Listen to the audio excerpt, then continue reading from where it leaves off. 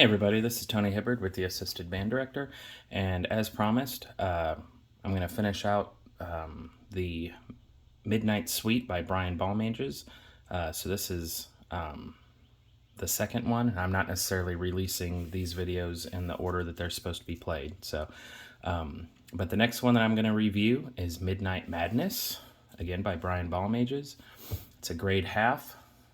I have a 1 in the top hand corner of my score because it's a grade 1 in the state of Tennessee.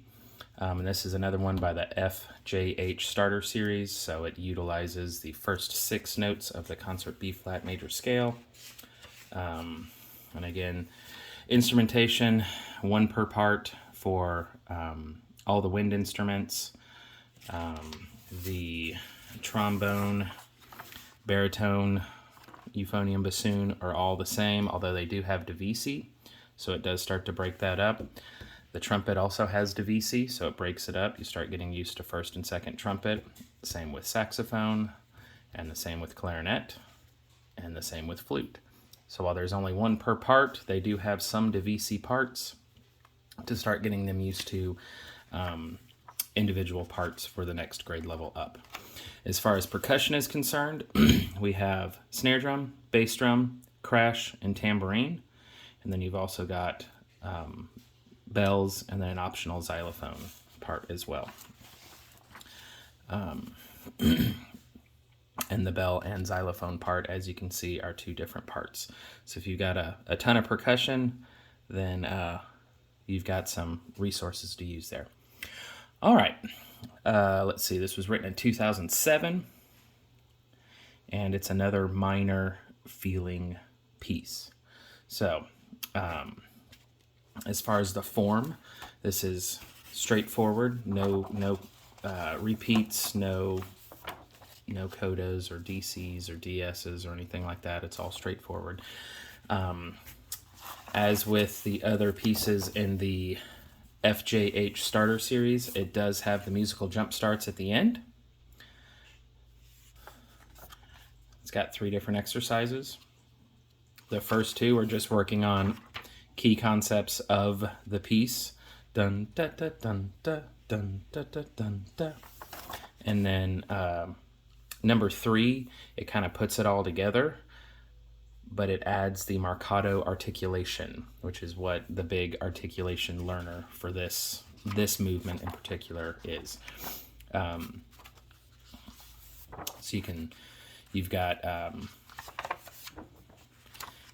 staccato and accented with Midnight Mission, and then you've got the lyrical portions of Midnight Sky, and then you've got marcato with Midnight Madness. And I get those 3 confused all the time, and the kids love it, as far as which movement to which piece.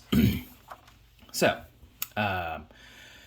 starts off with the low brass, and the horns, kind of follow the low brass in the beginning.